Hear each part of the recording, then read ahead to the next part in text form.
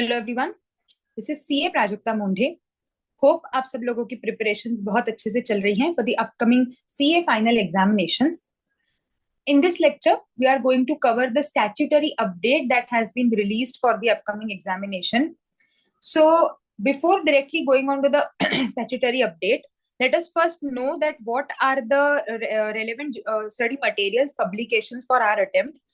So, the for the May 25 examination, the assessment year is AY 25-26, and therefore, whatever amendments have been made by the Finance Act number 2. So, because that was a budget year, there were two Finance Acts, one in February, one in July, and the significant notifications and circulars up to 31st of October will be relevant. The November 24 edition of the study material contains the provisions of direct tax laws as amended by the Finance Act number 2 act. So जो जुलाई में amendments आए थे वो सब already they have incorporated over there and circulars and notifications issued up to 31st of October. The said study material is to be read along with the following uh, statutory update. So basically जो additional कुछ circulars हैं जो study material में नहीं cover हुए हैं वो यहाँ पर दिए हैं. एंड जुडिशियल अपडेट तो I will be separately discussing anyways, जो एडिशनल नए केस लॉज आपके लिए रेलेवेंट रहेंगे. So this has been given over here.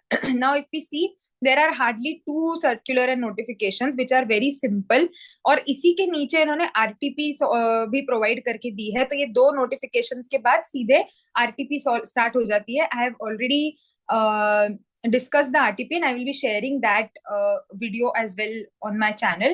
So let us first understand why am I taking this first, क्योंकि इन दोनों circulars के basis पे नीचे क्वेश्चंस हैं, तो इसीलिए पहले हम स्टैट्यूटरी अपडेट समझते हैं, then I will share the video with you for the RTPs, the questions, है ना. Non applicability of TDS provision in respect of certain payments made to specified units in IFSC, notification number 28 dated 7th of March 2024.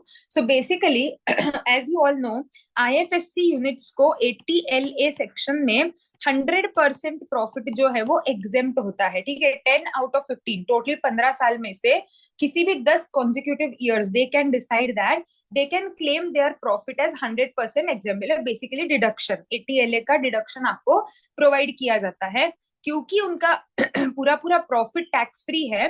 There are certain cases where they have given relaxation कि ठीक है तुम्हारा pair तुम्हारा tax withhold नहीं करेगा. क्योंकि क्या हो रहा है प्रैक्टिकली, सपोज मेरी यूनिट आईएफएससी में है, मेरी प्रॉफिट तो टैक्स फ्री है तो मुझे कोई टैक्स लायबिलिटी नहीं आएगी, बट मेरा जो पेयर है जिसने मुझे पैसा दिया उसके ऊपर तो विथहोल्डिंग टैक्स ऑब्लिगेशन है, तो उसने तो टीडीएस डिडक्ट करके रख लिया.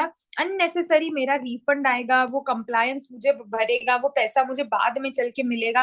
What is the point? So what they have said, they have brought in a notification, and in accordance with the provision of 197A read with 80LA 1A and 2, the central government has notified that no tax is required to be deducted on the specified payments made by the payer to the payee अगर वो unit है IFSC की. ठीक है, तो banking unit को जो भी इंटरेस्ट देते हैं ईसीबीस पे 195 में टीडीएस करने की जरूरत नहीं है. Non residents professional fees 194J में टीडीएस करने की जरूरत नहीं है.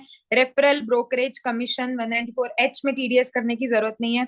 इंश्योरेंस का केस है, इंश्योरेंस एजेंट्स है तो 194D पे टीडीएस करने की जरूरत नहीं है. फाइनेंस कंपनी पे 195 194A जो भी सेक्शन लग रहा है, अगर फॉरेन कंपनी है तो 195, otherwise 194A. Dividend income 194, commission 194H, no requirement to do TDS. Finance unit 194A, 195, 194 dividend commission, no requirement of TDS. Fund management entity को अगर कोई प्रोफेशनल फीस मिल रही है तो उस पर टीडीएस नहीं होगा. ब्रोकर डीलर है अगर उसको डिविडेंड मिल रहा है उस पर टीडीएस नहीं होगा. इन्वेस्टमेंट एडवाइजर है, इन्वेस्टमेंट एडवाइजरी फी पे कोई टीडीएस नहीं होगा.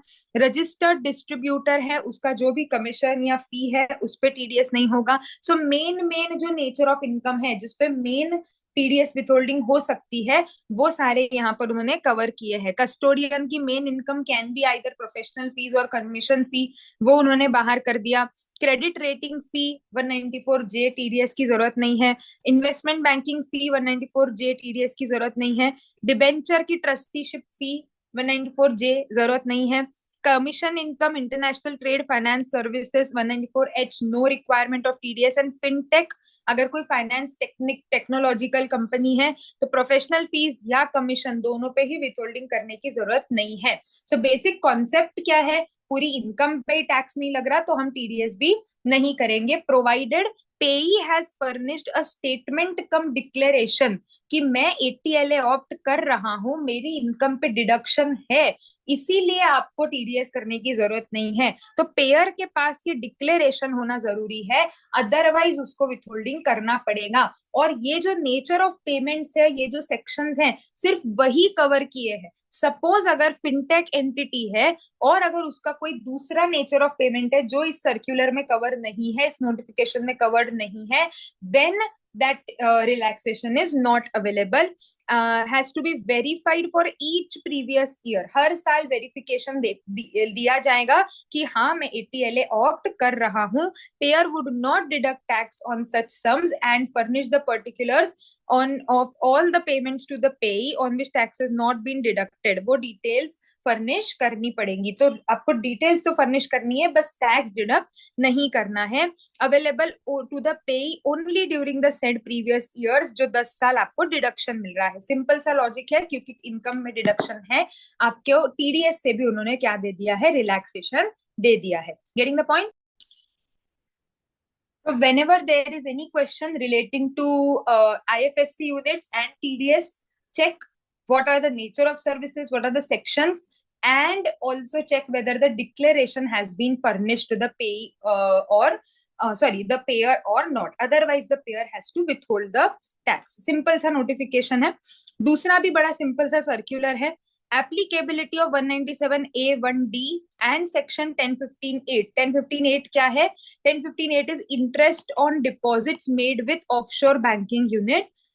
उसके ऊपर इंटरेस्ट जो है वो एग्जेम्प्ट होता है, ठीक है, ये सेक्शन है। To interest paid by IFSC units. हाँ, तो एफएससी बैंकिंग यूनिट्स क्या बोला है?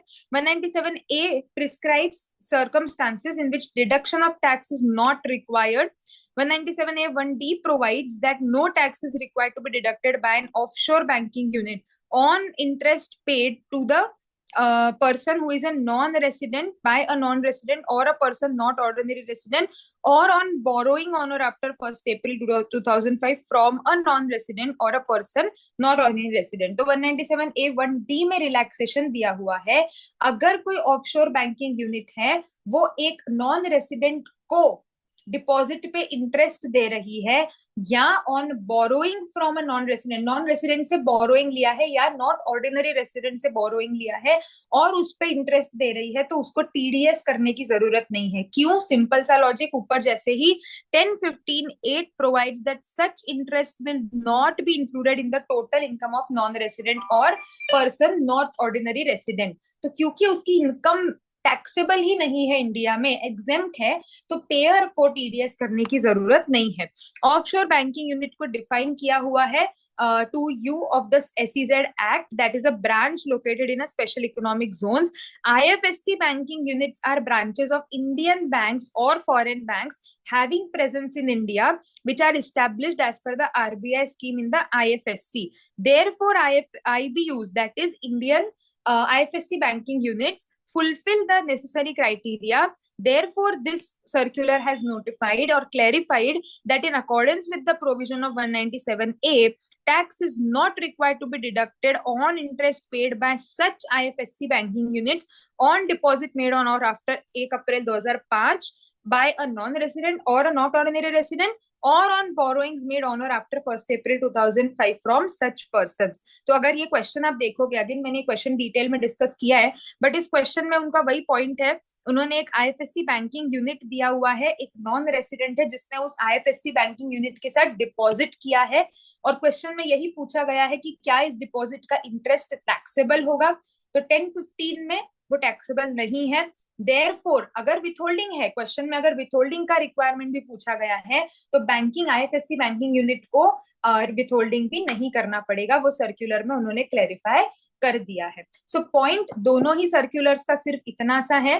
फर्स्ट सर्कुलर, जो 80 LA ऑप्ट कर रही हैं IFSC यूनिट्स, उनका उतने पीरियड में जो भी इनकम्स हैं, स्पेसिफाइड इनकम्स, स्पेसिफाइड सेक्शंस, इन सब पर्टिकुलर इनकम्स में उनका टैक्स विथहोल्ड नहीं करेगा जो व्यक्ति उनको पेमेंट कर रहा है, प्रोवाइडेड उन्होंने डिक्लेरेशन कम स्टेटमेंट दिया है, every year that has to be verified, है ना, 10 साल, ऐसा नहीं एक बार स्टेट डिक्लेरेशन दे दिया 10 साल तक वही वैलिड रहेगा।